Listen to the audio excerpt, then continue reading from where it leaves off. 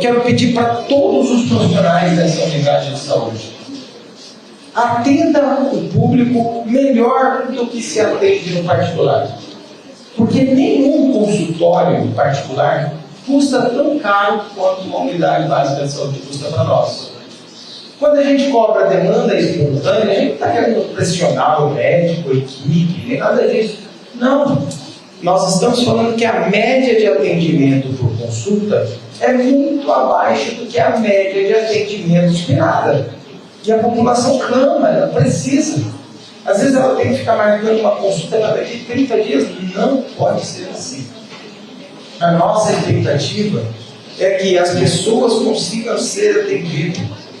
Se você está com uma febre, uma coisa leve, uma gripe, alguma situação leve, qual é o lugar que você tem que procurar? É a unidade básica de saúde.